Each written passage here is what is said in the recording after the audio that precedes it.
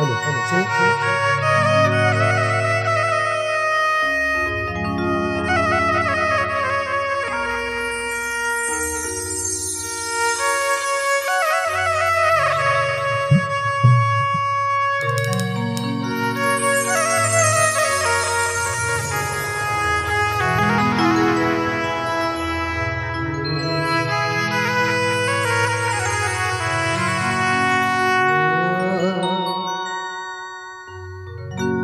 तोर को रामा जन्मोदाई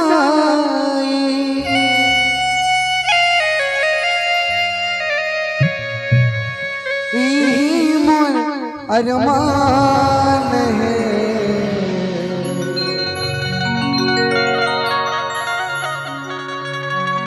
मोर छत्तीसगढ़ महतारी तोला बारंबार प्रणाम है मोर छत्तीसगढ़ महतारी तोला बारंबार प्रणाम है लइका गई गोद में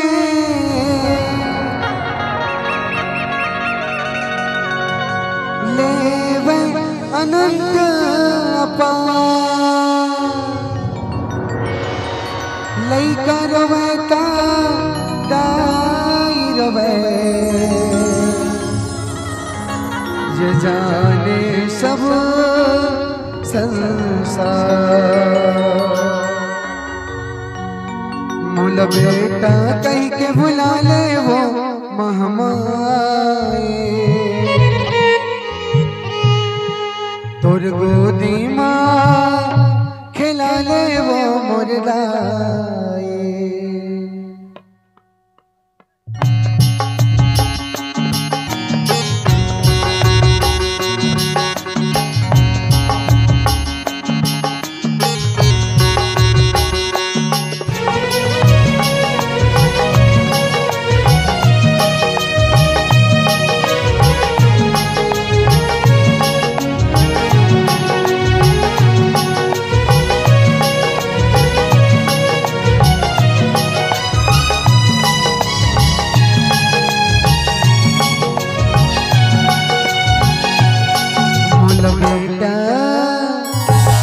कहीं के बुला ले वो महमाए तोर गोदी माँ खिला ले वो मुर्दाए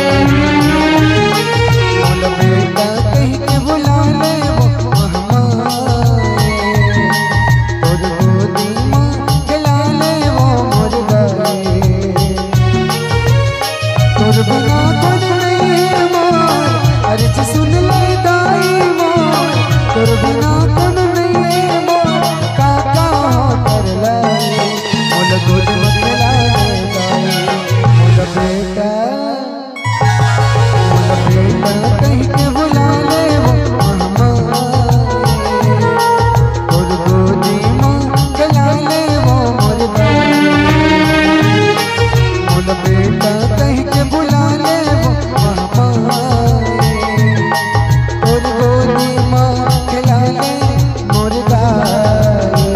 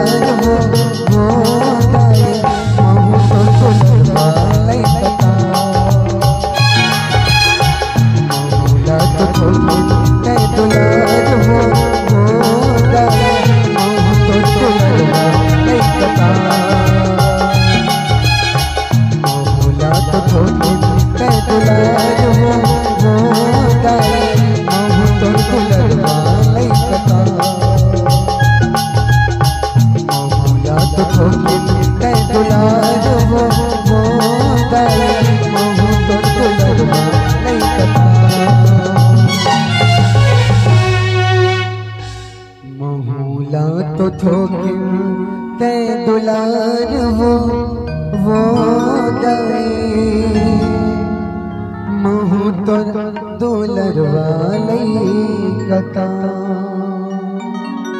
बोल शीतला मैया की जय।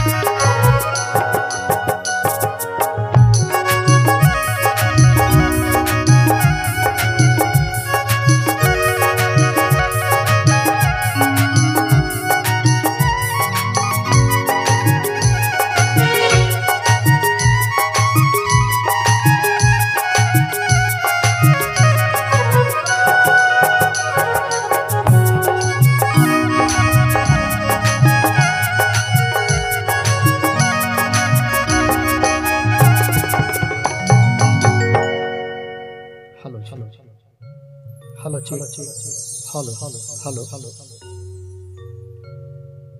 बोले बजरंगबली की, बोलो शंकर भगवान की, बोलो शीतला मैया की, बोलो ग्राम के समस्त देवी देवता की। ग्राम मड़ेली में बसे, ये माटी में बसे, यहाँ के जम्मो देवी देवता ला माँ शीतला ठाकुर देव और सबो देवी देवता ला हमारे छोटे छोटे लड़का मन के ढार में प्रणाम है। और जत्का भी देवी स्वरूप देव तुल्य बैठे हमार अग्रज बुजुर्ग सियान मन माता बहनी मन सबोला प्रणाम है, सबोला प्रणाम है। आओ आप सबला बीते हुए दिवाली और बीते हुए कार्तिक पूर्णिमा कि आप सबला ढेर सारी शुभकामना है, ढेर सारी बधाई है। और यही कार्तिक पूर्णिमा के पावन पर्व आप सबों रात्रिकालीन कार्यक्रम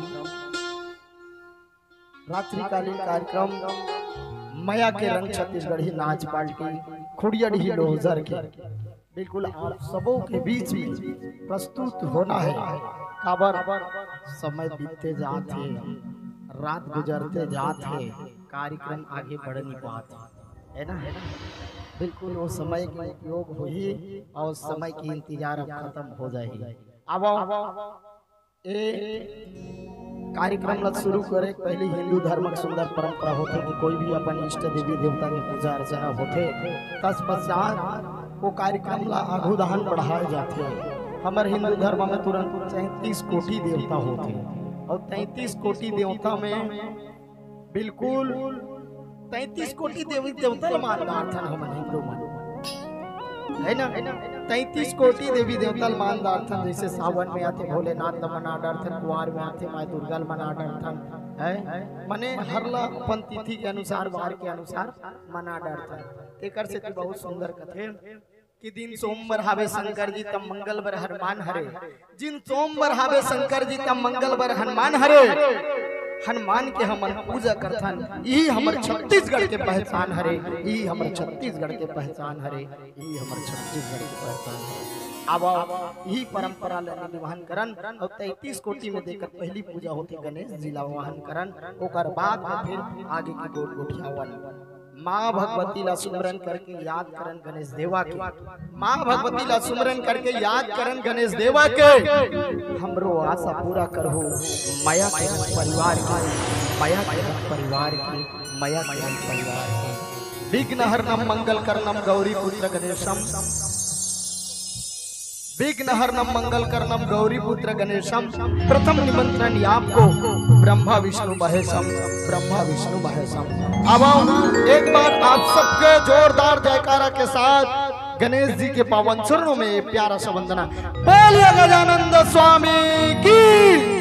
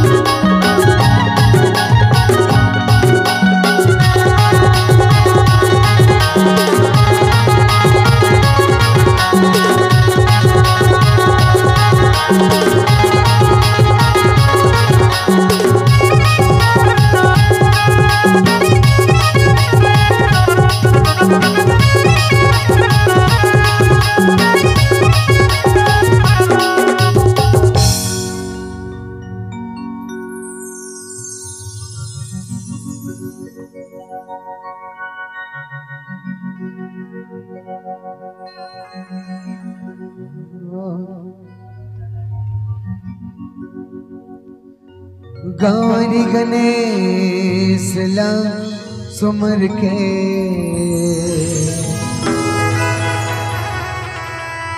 माँ शारदा ला बंदा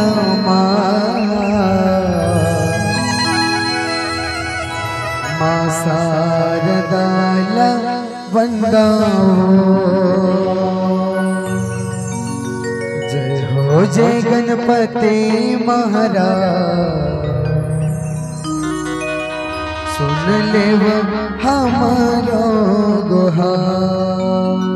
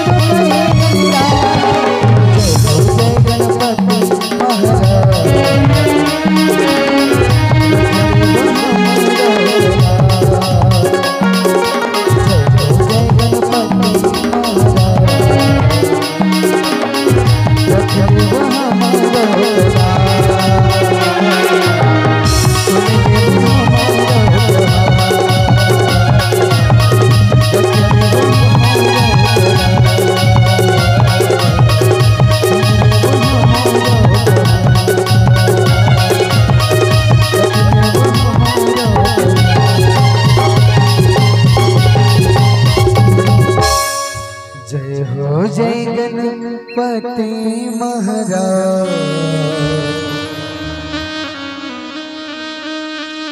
रख ले वो हमारो तला।